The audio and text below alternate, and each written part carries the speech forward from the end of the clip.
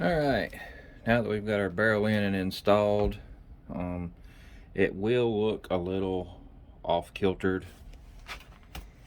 One of the things is if you look at this barrel, you have more distance on this side of the barrel flat than you do up here, just because that's the way it's made. So our barrel should be perfectly aligned when we look down it. It will not look perfect because this gun actually had a taper barrel on it. I'm imagining because of the profile of the frame. And the bull barrel has a little bit different profile. And the only way we'll be able to fix that is to either mill or file all this down and blend it. And that's something we may do in the future. But the next thing we're going to do, we're going to make sure our revolver's unloaded,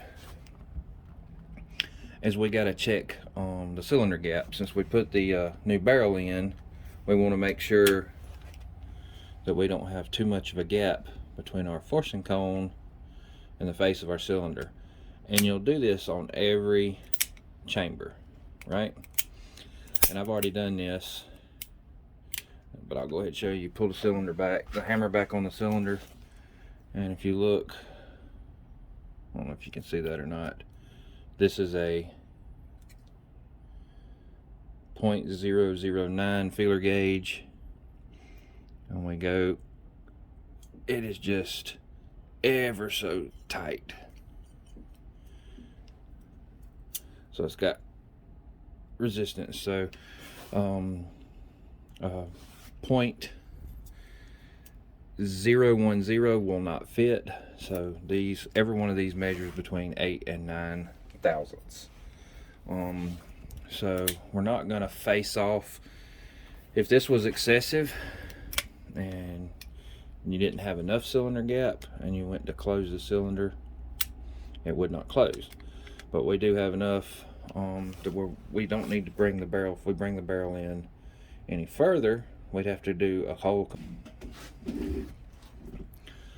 If we screwed the barrel in any further, we would have to relieve the shoulder of the barrel enough to do another complete revolution, which would push this even further in, and then we're going to start getting into some issues with our locking bolt and everything. So we're going to leave it at 9 thousandths. If I ever want to draw that gap up, depending on how it shoots, if it spits lead or anything, they do make these little washer bushings that you can actually put inside the cylinder cavity. You put them in and then put your cylinder back in, and you can take up some of that gap. But the next thing we've got to address is this ejector rod. If you see, it doesn't meet all the way out. And apparently there is multiple different sizes, because this is the one that I bought, and when you put it in, it actually sticks out too far to where the cylinder won't close. So what we did, and I'll show a picture of that now, can't really show you how to do it on a video because various platforms will not allow you to do stuff like that, because that's modifying a firearm.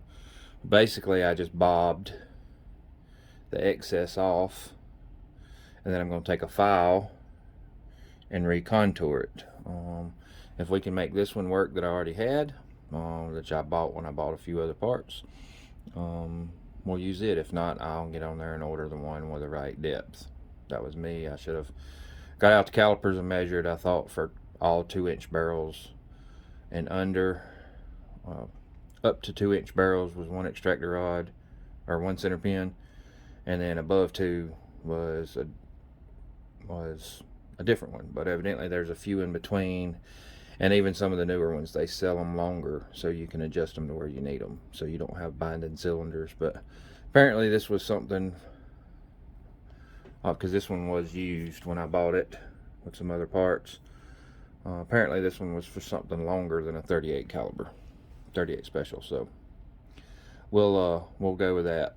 I'll show in some pictures now of what they look like and what they look like now, like a before.